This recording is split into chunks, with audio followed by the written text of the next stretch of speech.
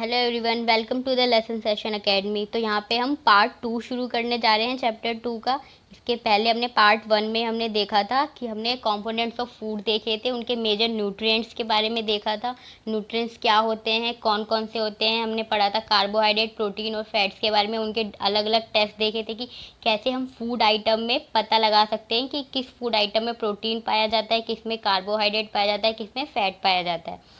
फिर उसके हमने वाइटामिन मिनरल्स के बारे में जाना, हमारी बॉडी में उनकी क्या ज़रूरत है ये देखा, उनके सोर्स देखे कि कहाँ कहाँ से हमें वाइटामिन मिल सकते हैं, मिनरल्स मिल सकते हैं, वाइटामिन ए का क्या फंक्शन होता है, सी का क्या फंक्शन होता है और डी का क्या फंक्शन। अब हम इस चैप्टर को आगे कंटिन्यू करेंगे। अब हम देखेंगे न्यूट्रिएंट्स के अलावा हमारी बॉडी में और भी चीज़ों की ज़रूरत होती है, जिसके अंदर क्या क्या होता है। फाइबर्स होते हैं, डाइटरी फाइबर्स मतलब ऐसे फाइबर जो हमें पाचन शक्ति में हेल्प करते हैं, पचाने में हेल्प करते हैं।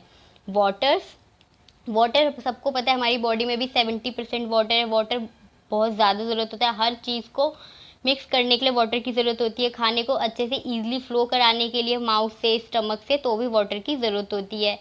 अगर उसका एक्सक्रीट करना है वाटर, यूरिन पास करना है, वहाँ से वेस्ट पास होता है, उन सब चीज़ों के लिए भी क्या होती है, वाटर नीड होती है। तो जनरली हम डाइटरी फाइबर्स को रफेज भी बोल सकते हैं, ईजी लैंग्वेज में हम इसे चारा भी बोल सकते हैं। मतलब प्लांट प्रोडक्ट जो मोटे मोटे रस्सियों जैसे फाइबर्स होते हैं उसे हम रफेज भी बोलते हैं। तो रफेज का मेनली सोर्स क्या है, प्लांट प्रोडक्ट। तो रफेज हमें कहाँ से मिलता है, प्लांट प्रोडक्ट से मिलता है। अब इसके क्या क्या सोर्स हो सकते हैं, होल ग्रेन्स यानी जो हम सीड्स खाते हैं वो हो सकते हैं, पल्सेस हो सकते हैं, potatoes, fresh fruit and vegetables. इन सब चीज़ों से हमें क्या प्रोवाइड होता है, रफेज यानी कि डाइटरी फाइबर्स मिलते हैं। अब इनका फंक्शन क्या होता है हमारी बॉडी में, ये हमें हेल्प करते हैं अनडाइजेस्टेड फूड को बॉडी से बाहर निकालने के लिए, get rid of undigested food. तो जब हमारी बॉडी में सारा खाना सही से नहीं पच पाता, कुछ अनडाइजेस्टेड रह जाता है, तो उसको बाहर निकालने में हेल्प करते हैं। तो इसीलिए हमें हमारे फूड में रफेज की भी नीड होती है। तो यहाँ पे आपको दिख रहा है वाटर हमारी बॉडी में हेल्प करता है एब्जॉर्व करने में न्यूट्रिएंट्स को फूड से। तो जो हम खाना खाते हैं उसके अंदर से न्यूट्रिएंट हमारी बॉडी अच्छे से एब्जॉर्व कर सके, इसलिए भी वाटर हमारी बॉडी में नीड होता है। तो नेक्स्ट है हमारा एक्टिविटी नंबर 3। इसके अंदर कुछ नहीं है, सिंपली आप किसी भी फ्रूट को कट करते हो या मैश करते हो तो आपको सिंपली उसमें से लिक्विड रिलीज होता है, जो आपको पता है कि वो वाटर होता है। तो हर फ्रूट और वेजिटेबल्स में क्या होता है, वाटर का कंटेंट भी पाया जाता है, तो वो भी हमारी बॉडी को वाटर प्रोवाइड करते हैं। तो वाटर के सोर्स ऑलमोस्ट सारे फ्रूट्स एंड वेजिटेबल्स है, हर चीज़ से हमें वाटर मिलता है। तो बैलेंस डाइट, तो बैलेंस डाइट का मतलब क्या होता है, ऐसी डाइट जो हमेशा बैलेंस रहे। बैलेंस क्या रहना चाहिए, उसके अंदर सारे न्यूट्रिएंट्स बैलेंस रहने चाहिए। तो हमारी जो डाइट होती है उसके अंदर सारे न्यूट्रिएंट्स होने चाहिए जो हमारी बॉडी को ज़रूरत है, इन द राइट क्वांटिटीज़। और ये नहीं कि कोई न्यूट्रिएंट ज़्यादा है या कम है, हर न्यूट्रिएंट हमारे फूड में राइट क्वांटिटीज़ में होना चाहिए। तो the diet should also contain a good amount. और ये नहीं कि सिर्फ न्यूट्रिएंट ही, और न्यूट्रिएंट्स के अलावा हमारी बॉडी को किस चीज़ की नीड है, रफेज एंड वाटर यानी कि फाइबर्स एंड वाटर की भी ज़रूरत है। तो ऐसी डाइट जिसके अंदर सारे न्यूट्रिएंट राइट क्वांटिटीज़ में हो, उसके अलावा रफेज एंड वाटर भी प्रेजेंट हो, ऐसी डाइट को हम क्या कहते हैं, बैलेंस डाइट। तो क्या आपको लगता है कि बैलेंस डाइट लेना ईजी है? ऑब्वियसली ईजी है, क्योंकि जनरली प्लांट के कई सारे ऐसे प्रोडक्ट हैं जिसे हम ईजिली न्यूट्रिएंट गेन कर सकते हैं, जैसे कि pulses, groundnut, soybean, sprouted seeds, idlis, combination of floors यानी कि आटा जो होता है अलग अलग टाइप का, मिसी रोटी, थेपला, क्रेज, पल्सेस, इन सब चीज़ों से बना होता है। तो इन सारी चीज़ों से हम ईजिली न्यूट्रिएंट गेन कर सकते हैं विदाउट एक्सपेंसिव फूड। तो एक बैलेंस डाइट हम ले सकते हैं विदाउट एक्सपेंसिव फूड, ज़्यादा खर्च किए बिना। बट क्या आपको लगता है सिर्फ और सिर्फ सारी न्यूट्रिएंट लेना ज़रूरी है सही कंडीशन में, या फिर उसको सिर्फ अच्छे से पकाना भी ज़रूरी है? ऐसा नहीं हमने सारी न्यूट्रिएंट्स वाले फूड ले लिया, हमने देख लिया इस वेजिटेबल्स में हमें इतना न्यूट्रिएंट मिल रहा है तो हमने इसको खा लिया, बट उसको राइट कंडीशन में पकाना भी ज़रूरी है। Eating is the right kind of food is not enough. सिर्फ अच्छा खाना खाना ज़रूरी नहीं है, उसको अच्छे से पका हुआ भी होना चाहिए। इट शुड ऑल्सो भी कूल, क्योंकि पकाते वक्त क्या होता है, हम खाने को हीट करते हैं, और हीट करते वक्त क्या होता है, काफ़ी सारे न्यूट्रिएंट्स जो होते हैं वो लॉस्ट हो जाते हैं। तो वाइल हीटिंग यानी कि कुकिंग के टाइम पे काफ़ी सारे न्यूट्रिएंट जो है वो जल जाते हैं या लॉस्ट हो जाते हैं हमारी वेजिटेबल्स में से। तो अगर हम वेजिटेबल्स और फ्रूट्स को वॉश करते हैं, इवन हम वॉश भी करते हैं खाने से पहले, तो भी उसके अंदर से क्या होते हैं, जो सरफेस पे कुछ वाइटमिन्स होते हैं, मिनरल्स होते हैं, वो ईजिली रिमूव हो जाते हैं वॉश करने से। तो अब हमने देखा कि वॉश करने से भी क्या होते हैं, लॉस ऑफ सम वाइटमिन्स हो जाते हैं, वाइटमिन्स लॉस होते हैं, क्योंकि जो स्किन होती है वेजिटेबल्स और फ्रूट्स की, उसके अंदर क्या होते हैं, वाइटमिन्स और मिनरल्स प्रेजेंट होते हैं। इसी की तरह जब हम राइस को पकाने से पहले धोते हैं, हम सोचते हैं बहुत गंदा है राइस, तो उसको हम बार बार धोते हैं। तो बार बार वॉश करने से, दाल को भी धोते हैं, पल्सेस को भी वॉश करने से, उनकी भी क्या होती है, जो सरफेस पे वाइटमिन्स और मिनरल्स प्रेजेंट होते हैं वो ईजिली लॉस हो जाते हैं। तो क्या हमें उतना न्यूट्रिएंट मिल रहा है जितना हमें मिलना चाहिए? ऑब्वियसली हमें उससे कम मिल रहा है। तो cooking also result in the loss of certain nutrient. तो ये तो सिर्फ वॉश करने से वाइटमिन्स और मिनरल्स लॉस्ट हो रहे हैं, उसके बाद हम उसे कुक करते हैं, हीट करते हैं, उससे भी कुछ न्यूट्रिएंट जो होते हैं वो लॉस हो जाते हैं। तो एक्चुअली में जितना न्यूट्रिएंट्स उस फूड में है हम पूरा नहीं ले पाते। तो many useful proteins and considerable amount of minerals are lost if excess water is use. तो जब हम कुकिंग करते वक्त ज़्यादा पानी डाल देते हैं, उसकी वजह से भी जो अच्छे न्यूट्रिएंट्स हैं, जो मतलब ज़्यादा हमारी बॉडी को नीड है, वो सारे भी क्या हो जाते हैं, लॉस हो जाते हैं। तो कंसिडरेबल अमाउंट मतलब इतना अमाउंट लॉस होता है जिससे हमारी बॉडी को फ़र्क पड़ सकता है। तो इसलिए हमें ध्यान रखना चाहिए कि कुकिंग करते वक्त ज़्यादा पानी नहीं डालना चाहिए, क्योंकि हम पानी डालेंगे ज़्यादा, फिर उसके बाद क्या होगा, अगर ज़्यादा पानी होगा तो उसको सुखाएंगे ज़्यादा कुक करके, या फिर उसको रिमूव कर देंगे, तो उस वाटर के थ्रू क्या हो जाएंगे, जो न्यूट्रिएंट भी है वो हमारे वो थ्रो अवे हो जाएंगे, निकल जाएंगे। Vitamin C get easily destroyed. तो जो वाइटामिन सी होता है फूड में वो ईजिली डिस्ट्रॉयड हो जाता है हीट करते वक्त। मतलब वाइटामिन सी का नेचर ही ऐसा है कि उसको हम थोड़ा सा भी हीट करें तो वो रिमूव हो जाता है फूड में। तो कुकिंग करते वक्त जब हम हीट करते हैं तो वाइटामिन सी ईजिली रिमूव हो जाता है। अब हमने देखा कि हमने कैसे वाइटमिन्स और मिनरल्स की बात करी, अच्छा खाना। तो अब अगर कोई जिसने अब तक इतना चैप्टर पढ़ लिया उसके दिमाग में ये क्वेश्चन आ सकता है कि कार्बोहाइड्रेट से ज़्यादा एनर्जी हमें फ़ैट में मिलती है और फैट से हमें एनर्जी मिलती है, तो क्यों ना हम फ़ैट वाली चीज़ें खाएं, ऐसी चीज़ें जिसमें सिर्फ फ़ैट हो, क्योंकि हमें एनर्जी चाहिए। समोसा, पूरी, स्नैक्स, हम ये सब खा सकते हैं। बट नहीं, ये ऐसा सोचना सही नहीं है, क्योंकि फ़ैट जो है, ज़्यादा फ़ैट खाने से हमारी बॉडी को हार्म हो सकता है, ये हार्मफुल हो सकता है, क्योंकि फ़ैट से इतनी ज़्यादा एनर्जी रिलीज़ होती है कि हम उसको सही से यूज़ नहीं कर पाते, इंस्टेंट एनर्जी मिलती है और वो क्या होता है, फिर हमारी बॉडी में स्टोर होने लगता है। और फिर स्टोर होने से क्या होगा, हम सफ़र करेंगे from condition called obesity. Obesity मतलब मोटापा। फिर हम मोटे हो जाएंगे, फ़ैट हमारी स्किन में क्या हो जाएगा, स्टोर करने लग जाएगा और स्किन को ओबेसिटी प्रोवाइड करेगा, ओबेसिटी कर देगा। तो हमें सिर्फ और सिर्फ फ़ैट नहीं खाना है, सारी न्यूट्रिएंट्स को कंसिडरेबल अमाउंट में लेना है, यानी कि राइट अमाउंट में लेना है। तो अब तक हमने सारे न्यूट्रिएंट्स, वाइटामिन्स, मिनरल्स के बारे में देखा। अब हम देखेंगे कि क्या कुछ ऐसा है कि जिसकी कमी होने की वजह से हमारी बॉडी में कुछ इफ़ेक्ट पड़ेगा। तो हाँ, डिफिशियंसी डिजीज़ मतलब वो डिजीज़ जो किसी न किसी चीज़ की कमी की वजह से हो रहे हैं। डिफिशियंसी मतलब क्या होती है, कमी। अब कमी किस चीज़ की होगी, यही न्यूट्रिएंट्स की होगी। May be vitamins, proteins, fats और कार्बोहाइड्रेट की कमी से भी क्या हो सकती है, हमारी बॉडी में न्यूट्रिएंट्स हो सकती है। तो सबसे पहले क्या होगी, किसी चीज़ की डिफिशियंसी होगी, कमी हो जाएगी किसी एक पर्टिकुलर न्यूट्रिएंट की, मे बी एक या एक से ज़्यादा न्यूट्रिएंट की। फिर उसके बाद उसी की कमी से क्या हो जाएगा, हमें कोई डिजीज़ हो जाएगी, डिसऑर्डर हो जाएगी। लेकिन ऐसा नहीं है कि आज हमने कार्बोहाइड्रेट नहीं खाया तो कल हमें कोई नई बीमारी हो जाएगी, ऐसा नहीं है। कोई एक पर्टिकुलर न्यूट्रिएंट जो हम लंबे समय तक नहीं ले रहे, तो हमें उससे क्या होगी, डिजीज़ होने के चांसेस है। जैसे deficiency of one or more nutrient can cause disease or disorder in our body due to lack of nutrient over a long period. जब बहुत समय तक हम कोई एक न्यूट्रिएंट नहीं ले रहे होंगे, तब वो हमारी बॉडी में उसकी कमी से क्या होगी, डिसऑर्डर या डिजीज़ हो सकती है। अब अगर हम प्रोटीन्स की बात करें, तो अगर कोई ऐसा इंसान है जो प्रोटीन नहीं ले रहा, बहुत समय तक प्रोटीन नहीं खा रहा अपने खाने में, तो उसके बॉडी पे क्या क्या इफ़ेक्ट पड़ सकता है। मे बी उसकी स्टंटेड ग्रोथ हो सकती है, मतलब उसकी ग्रोथ जो है वो रुक सकती है। उसका फेस स्वेल कर सकता है, उसके हेयर जो है वो उसकी कलर उड़ सकते हैं, डिसकलरेशन में भी बाल पक सकते हैं। स्किन पे काफ़ी सारे डिजीज़ हो सकते हैं, स्किन रैशेस हो सकते हैं, डायरिया भी हो सकता है। तो ये सारे क्या है, सिम्टम्स है। अगर आपकी बॉडी में प्रोटीन की कमी है तो आपको ये सारे सिम्टम्स दिखेंगे आपको, और ये सारी बीमारियां होने का डर है। Stunted growth, swelling of face, discolouration of hair. तो आपको ये चीज़ें याद रखनी है कि प्रोटीन की कमी से हमारी बॉडी में क्या क्या चीज़ें हो सकती है। अब कोई ऐसा है कि जिसकी डाइट में दोनों चीज़ें दोनों चीज़ों की कमी है, कार्बोहाइड्रेट भी नहीं है, प्रोटीन भी नहीं है। तो उसकी हमने देखा था कार्बोहाइड्रेट प्रोटीन क्या कर रहे थे, प्रोटीन हमारी बॉडी बिल्डिंग फूड से हमें प्रोटीन मिलता है, तो बॉडी बिल्डिंग की तरह एक्ट कर रहा था और ये एनर्जी दे रहा था हमें कार्बोहाइड्रेट। तो जब हमें एनर्जी नहीं मिलेगी, बॉडी बिल्डिंग नहीं होगी, तो क्या होगा, हमारी ग्रोथ जो होगी कम्प्लीटली स्टॉप हो जाएगी। जब हम बहुत दिनों से कार्बोहाइड्रेट और प्रोटीन नहीं लेंगे अपने खाने में, तो हमारी ग्रोथ कम्प्लीटली स्टॉप हो सकती है।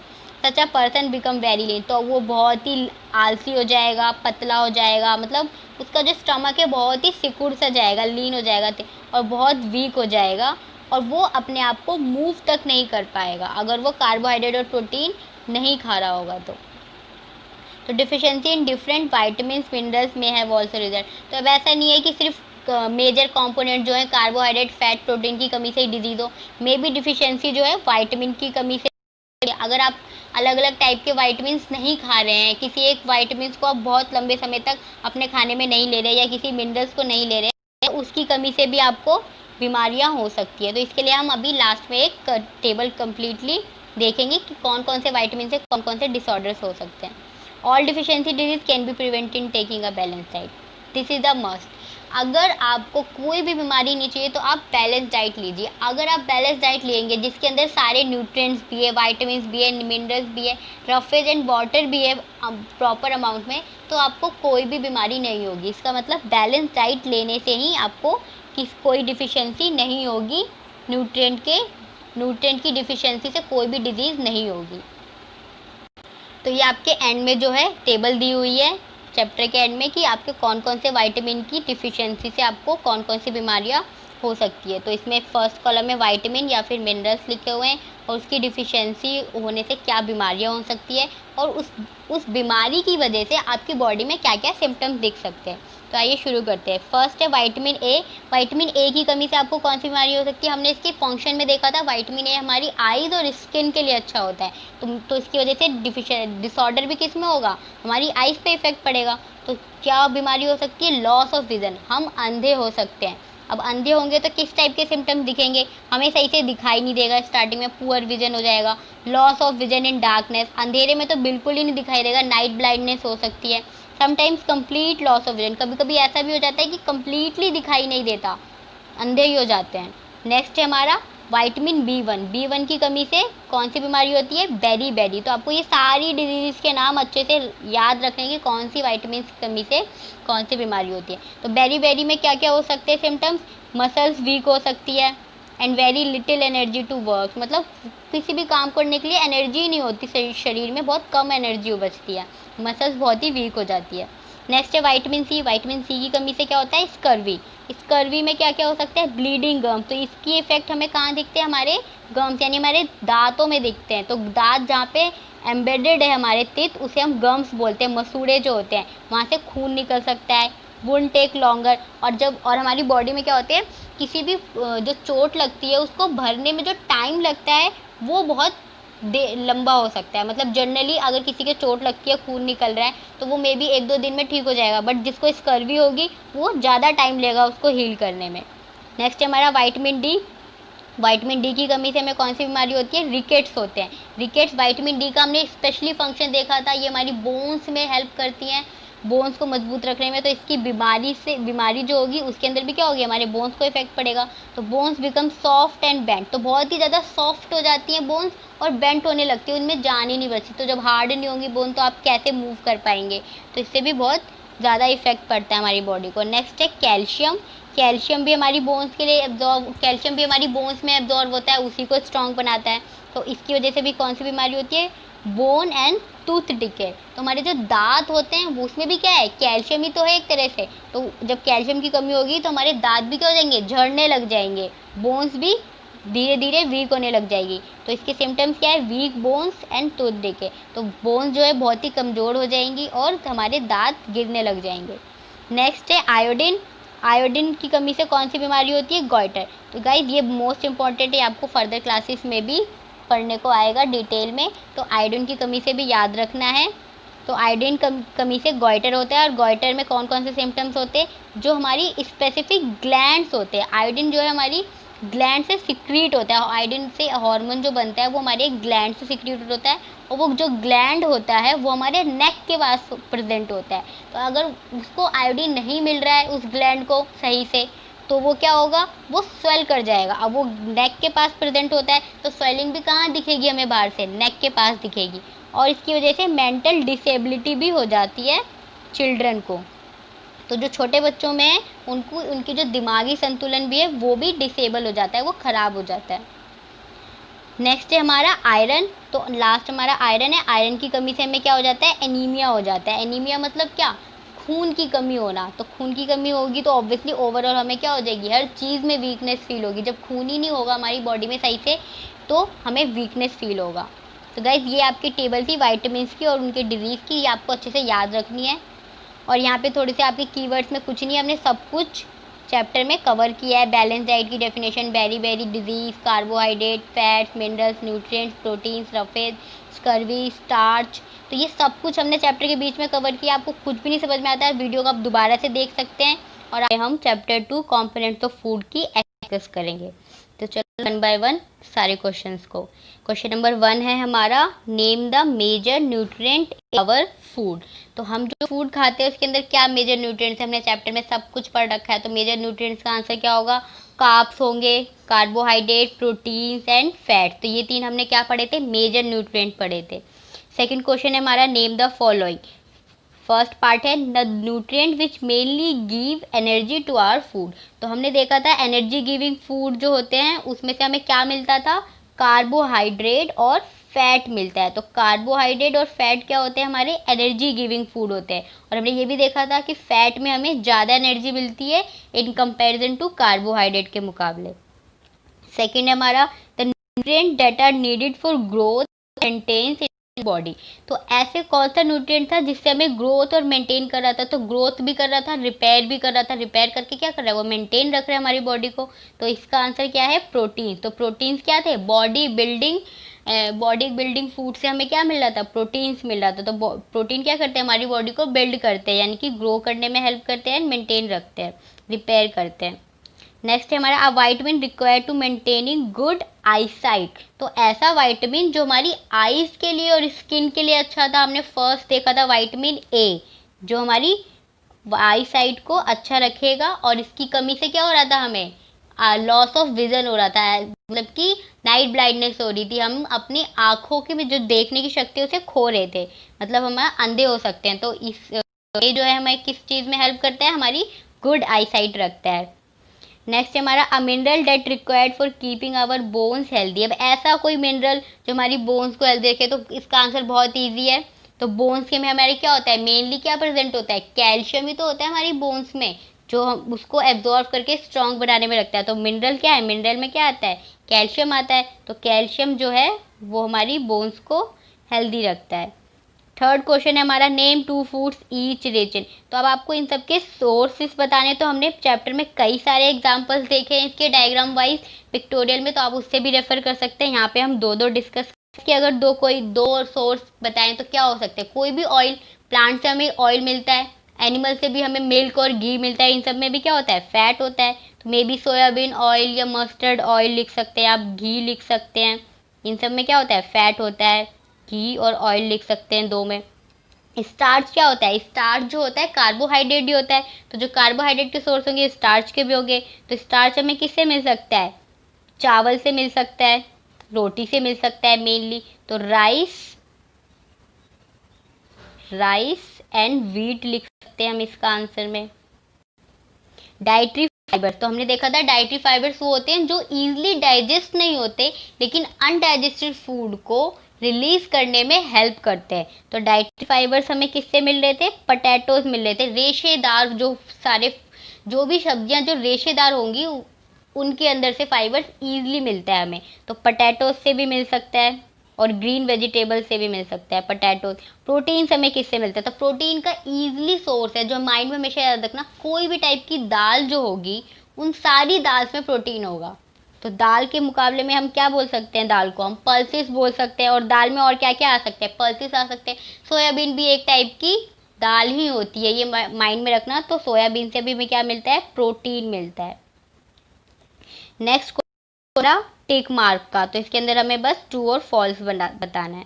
Rice alone we can fulfil nutrition requirement. तो क्या हम सिर्फ अकेले राइस खा के सारे न्यूट्रिएंट की रिक्वायरमेंट को पूरा कर सकते हैं?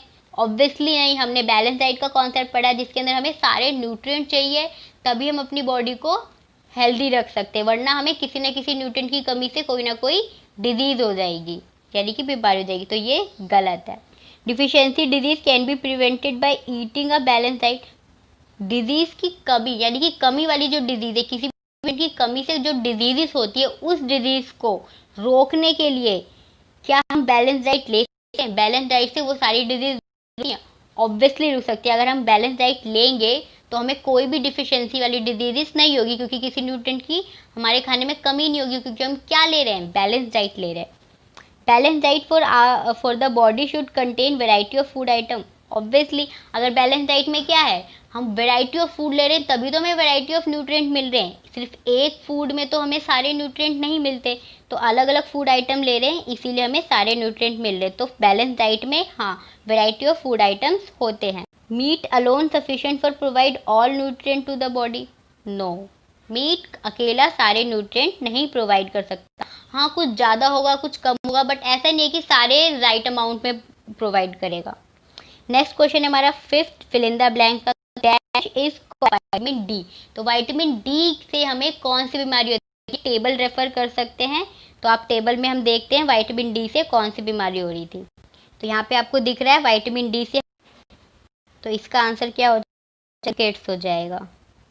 तो नेक्स्ट है deficiency of dash causes a disease known as beriberi. तो इसके लिए भी आप टेबल में जाके देख सकते हैं। मुझे याद है, क्योंकि बेरीबेरी कौन सी विटामिन की कमी से हो सकता है? विटामिन B1 से। Deficiency of vitamin C cause a disease known as. Vitamin C की डिफिशियंसी से कौन सी डिजीज हो रही थी? यहाँ पे क्या देखा है हमने? विटामिन सी की कमी से हमें स्कर्वी हो रही है। तो वहाँ पे फिल इन द ब्लैंक में हम क्या भरेंगे? स्कर्वी। तो सी का फिल इन द ब्लैंक में क्या आएगा? विटामिन सी की कमी से कौन सी बीमारी हो रही है? स्कर्वी। नेक्स्ट हमारा night blindness is cause due to deficiency of. तो ये तो अच्छी आई साइट के लिए हमें अगर विटामिन ए चाहिए तो उसी की कमी से हमें नाइट ब्लाइंडनेस होगा। ये हमने ऊपर क्वेश्चन में भी देखा था। तो नाइट ब्लाइंडनेस हमें किसकी कमी से हो सकता है? विटामिन ए की कमी से हमारे फूड में। तो यहाँ पे आपके क्वेश्चन आंसर कंप्लीट हो गए हैं। बाय गाइस, अब हम नेक्स्ट वीडियो में नेक्स्ट चैप्टर के साथ मिलेंगे। अगर आपको वीडियो पसंद आई हो तो आप लाइक कीजिए, फ्रेंड के साथ शेयर कीजिए एंड चैनल को सब्सक्राइब कीजिए।